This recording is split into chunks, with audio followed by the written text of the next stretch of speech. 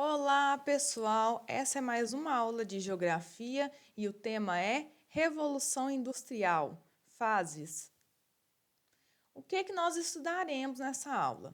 Os antecedentes da Revolução Industrial, a primeira, segunda e terceira revoluções industriais e suas características principais e a quarta Revolução Industrial. Para você que chegou agora aí no nosso canal, inscreva-se, dê o seu like aí, aperta o joinha e se liga. Ao longo da aula teremos duas perguntinhas para você responder nos comentários. A sua opinião é muito importante para mim. Antecedentes da Revolução Industrial. O comércio baseia-se simplesmente na troca de mercadorias. É uma atividade que surgiu na antiguidade por meio dos processos de troca. Aos poucos, algumas pessoas passaram a produzir com o objetivo da venda ou troca de produtos. Dessa forma, a modificação de uma matéria-prima para um produto ocorria de maneira artesanal, ou seja, a partir do trabalho manual e individual, em que o artesão realiza sozinho todas as etapas de produção.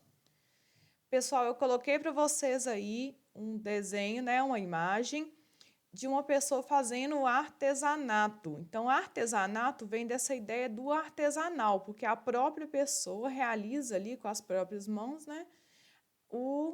a formação de um produto. E ainda hoje o artesanato é muito valorizado. Antecedentes da Revolução Industrial. A partir do século XVI, alguns grupos de artesãos organizaram-se nas chamadas oficinas.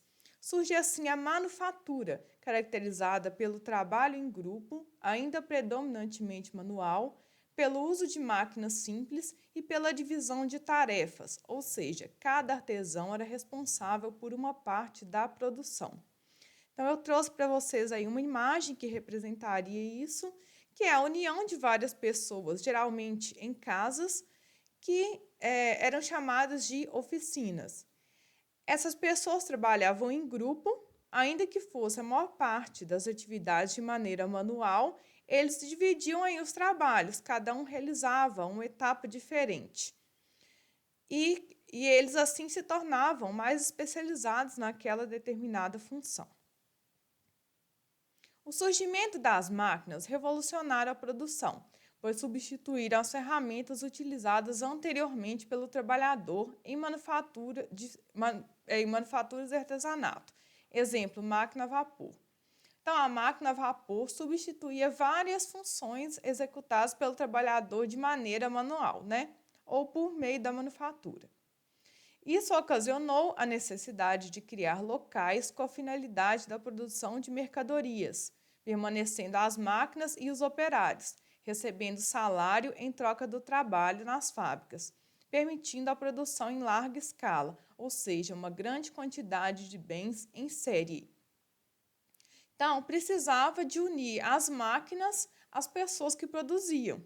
Então, a partir daí, surgiu essa ideia de trocar o trabalho por um salário.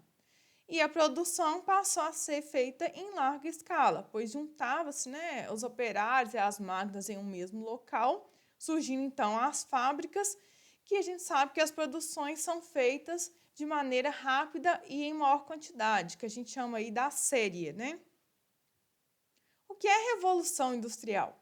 É o conjunto de inovações na maneira de produzir, que aceleraram o processo de expansão capitalista, desencadeando transformações no espaço geográfico e nas relações entre países e pessoas, visto que a indústria é capaz de transformar uma matéria-prima em bens de consumo e produção. Sem a indústria, a capacidade de transformar matéria-prima seria limitada e, portanto, o abastecimento da população seria difícil. Então, a Revolução Industrial, pouca gente sabe exatamente o que ela é, Às vezes a gente estuda aí na escola a Revolução Industrial, mas a gente fica sem saber essa definição exata. Então, o que ela é? Ela é o conjunto de inovações. Então, por exemplo, o surgimento da máquina a vapor é uma revolução industrial? Não, ela é uma das inovações da Revolução Industrial. Então, a revolução é um conjunto de mudanças que acontecem aí nas sociedades, nas fábricas, nas cidades, que transformam a vida de uma série de pessoas, né? Porém, ela não ocorre de maneira igual em todas as partes do mundo. A gente sabe, por exemplo, que a primeira Revolução Industrial iniciou-se na Inglaterra e expandiu para a Europa, mas os demais países não passaram por essa Revolução Industrial nesse primeiro momento, né? Então, eu coloquei uma perguntinha aí para vocês. Você conhecia a definição de revolução industrial? Então, eu quero saber se você já sabia dessa definição ou se você está conhecendo agora a partir dessa aula. Primeira revolução industrial. Datada do século XVIII até o século XIX, iniciou na Inglaterra e cresceu na Europa com as fábricas, onde os assalariados, dentre adultos e crianças, perderam o controle sobre o produto resultante do seu trabalho, tornando-se especializados em uma função. A produtividade aumentou com a divisão do trabalho. Os expedientes eram longos e exaustivos, os ambientes insalubres, os salários baixos e não havia direitos trabalhistas. Então, eu coloquei para vocês aí uma imagem ao lado das crianças trabalhando aí em uma máquina antiga, né? Então, nessa época, adultos, homens, mulheres, crianças, né, mulheres grávidas, não havia o direito trabalhista. Então, poderia trabalhar qualquer um. As jornadas de trabalho eram muito longas, podiam ser de 12, 14 horas. Então, era longo e muito exaustivo, muito cansativo. O ambiente das fábricas muitas vezes era fechado, não existia nem ventilação. Então, eram ambientes insalubres, né, propícios a doenças. Os salários eram baixos, porque também não havia essa questão do direito trabalhista e muita gente para poder trabalhar nessas fábricas. E os trabalhadores perderam a noção do produto final. Quando ele era artesão ou manufatureiro, ele via o produto iniciando e terminando. A partir da indústria, você não vê todas as etapas de produção, né? Você perde essa noção do trabalho final. E cada vez mais esse trabalhador passou a ser especializado em uma função, porque ele vai trabalhar em apenas uma parte da fábrica. As principais tecnologias eram a máquina a vapor, fundição e fabricação do ferro forjado, além da máquina de fiar. Ocorreu a separação definitiva entre o capital, representado pelos donos do meio de produção, e o trabalho, representado pelos assalariados. A fonte de energia era o carvão mineral, um tipo de combustível fóssil com alto poder de gerar calor. As fábricas localizavam-se próximo das jazidas e em regiões com disponibilidade de mão de obra, as cidades. Então, surgiram aí as tecnologias, que são as máquinas a vapor, a máquina a fiar, a fabricação do ferro. E começou a existir a separação aí financeira, do qual a gente tinha o dono da empresa, que era aquele que detém o maior capital, e os trabalhadores, são aqueles que recebem o salário, que a gente sabe que é bem menor do que o valor recebido pelo dono. A fonte da energia, principalmente o carvão mineral, que está aí nessa imagem ao lado. Ele é um combustível fóssil, então isso quer dizer que ele emite aí o CO2, né? Então ele é muito poluente, mas ele possui uma capacidade enorme de gerar calor, porque ele é feito por, a maior quantidade dele é feito por carbono. Então, para as fábricas poderem funcionar, elas tinham que localizar próximo às jazidas de carvão mineral, porque era o único recurso, né, para poder funcionar as máquinas, e também nas regiões onde é que tinha muita mão de obra, que era principalmente nas cidades. Segunda Revolução Industrial. Ocorreu da segunda metade do século XIX até a primeira metade do século XX, devido à evolução tecnológica nas indústrias ocasionada por trabalhos científicos que modernizaram as produções, como o uso do aço, produtos químicos, energia elétrica, além do petróleo e seus derivados.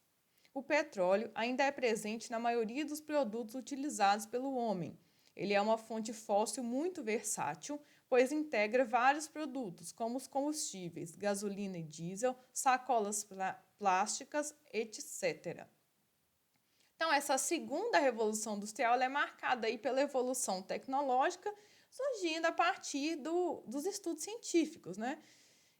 E surgiram aí as modernizações como o uso do aço, que é bem mais leve, né, do que o ferro, a energia elétrica, o uso de produtos químicos e a principal marca também é o petróleo, que ainda hoje, né, é utilizado na maioria dos produtos que a gente tem, inclusive até nos chicletes, não sei se vocês sabem, aquela né, na hora que a gente aperta a goma, né, aquela forma dele de goma é formado pelo petróleo. Então, ela é uma fonte fóssil, portanto, também é poluente e faz parte aí de vários produtos, como combustível, gasolina e diesel e vários outros. Surgem as tecnologias de motor a combustão interna, telefone, telégrafo, lâmpada elétrica, junto à automação da linha de montagem criada pelo Ford. A indústria e a produção tornam-se padronizadas em série e em massa. E com o Taylorismo começa a linha de montagem com intensa divisão de tarefas, gerando um aumento da alienação do trabalhador, especialização extrema. Iniciam-se os movimentos dos trabalhadores contra a exploração, formando sindicatos. A industrialização expandiu para Estados Unidos, outros países da Europa, União Soviética, Japão, etc. Então, durante esse processo novo, surge aí as ideias do Ford, que ele faz a automação da linha de montagem, então cada um faz uma função diferente e de maneira automática, fazendo então a produção padronizada. Então, os produtos hoje da indústria, eles saem do mesmo jeito, né? Então é cada vez mais padronizado. Uma Coca-Cola ela é exatamente idêntica a uma outra Coca-Cola. O Taylorismo aumenta ainda mais essa divisão de tarefas. Então, por exemplo, numa indústria, você pode ser o operador de máquina, o outro pode ser o embalador. Então, a pessoa passa a exercer uma só função e passa a ser especializado naquela função. Então, o operador de máquina ele vai ter um curso de operação de máquina, ele vai ter uma experiência nessa área, ele vai trabalhar apenas com isso. Se o operador de máquina tiver que fazer a função do embalador, ele não vai ter aquela especialização, então ele vai ter muita dificuldade. Então, essa especialização, ela faz com que a produção seja maior e mais produtiva, pois aquela pessoa que está exercendo a função, ela é especializada naquilo, então ela faz com maneira mais rápida e mais eficiente. Iniciam-se aí os movimentos de formação dos sindicatos, porque como a gente viu, a forma de trabalho era insalubre, a jornada de trabalho era muito longa, as crianças trabalhavam.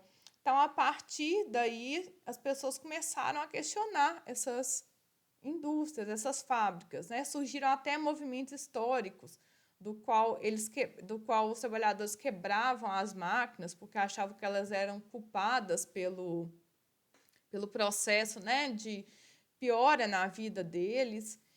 E a industrialização cresce aí para outros lugares do mundo, principalmente os países aí que a gente chama hoje de mais ricos ou desenvolvidos. E a terceira revolução industrial, datada da segunda metade do século XX até os dias atuais, com mudanças no sistema de produção, baseado na tecnologia, na robótica e na telecomunicação. Essas modificações são denominadas de Revolução Técnico-Científica Informacional. Devido à globalização e os meios de comunicação modernos, aumentou a competitividade e a exigência ao trabalhador. As empresas buscam profissionais especializados com alto grau de conhecimento. Então, hoje as indústrias utilizam aí dessa tecnologia, da robótica e da telecomunicação.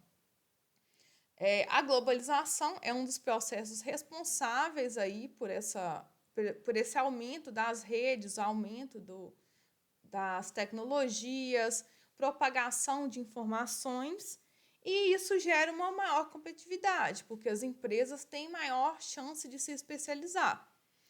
E, a partir daí, também se exige mais do trabalhador.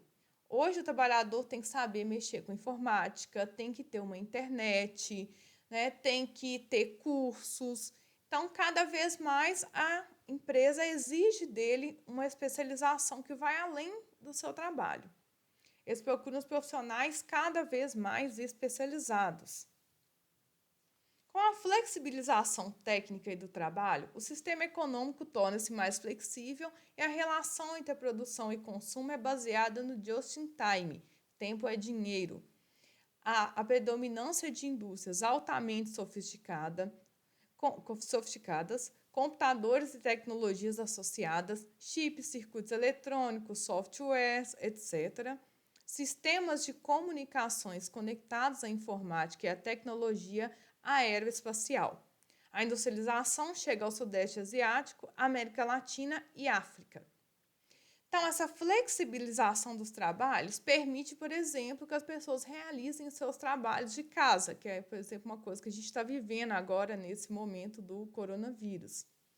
A relação entre a produção e consumo é baseada no just-in-time, tempo é dinheiro. Então, o trabalho ele é valorizado cada segundo, cada minuto, porque o tempo é dinheiro, né? As indústrias se tornaram ainda mais sofisticadas com o uso dos computadores e das tecnologias, com os chips, softwares, equipamentos eletrônicos. E aí a comunicação por meio da informática. A gente sabe hoje que a maior parte das empresas possuem sistemas baseados na informática, os órgãos também do governo estão cada vez mais se informatizando. Os bancos também são um exemplo dessa informatização. Hoje tem o Internet Banking, né? E a industrialização chega nos países que ainda não tinham passado por esse processo.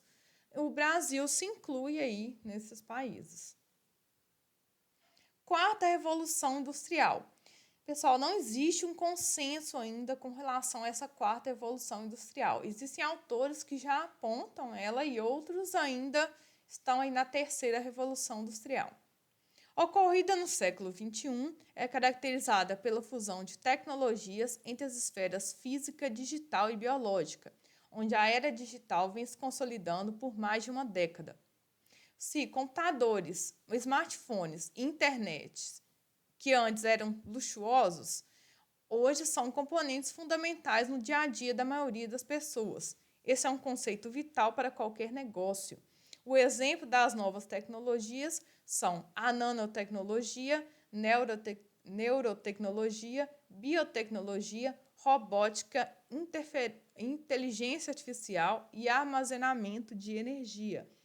Então, quando começou esse processo de popularização dos smartphones, da internet, poucas pessoas tinham computador em casa, poucas pessoas tinham a internet e a internet não era de qualidade.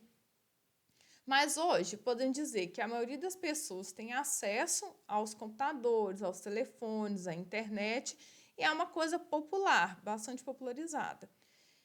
E se tornando, assim, vital para qualquer negócio. Uma empresa tem que ter um site, tem que ter um e-mail, tem que ter uma produção mecanizada. Então, as novas tecnologias fazem parte aí do dia a dia, mas também elas se desenvolveram. A nanotecnologia é aquela especializada aí nas pequenas partes, né? As coisas se tornam cada vez menores. Né? Exemplo dos chips, que se tornaram microchips e hoje ainda são menores do que os microchips. A neurotecnologia, quem imaginava que antigamente que alguém poderia ser operado através de uma máquina? Hoje isso é uma realidade. Apesar de que há um médico que tem ali que operar essa máquina, essas máquinas revolucionaram as nossas vidas, né? Então, essa é a biotecnologia também, a robótica, né? O uso de robôs aí na área de produção, né? Cada vez maior. Essa inteligência artificial, onde os produtos praticamente adivinham o que a gente quer, o que a gente precisa, e também o armazenamento de energia. Então, responda aí para mim nos comentários. Você acredita que estamos na terceira ou na quarta revolução industrial? E justifique. Aguardo a opinião de vocês, inscreva-se e deixe o seu like. Obrigada, até a próxima aula.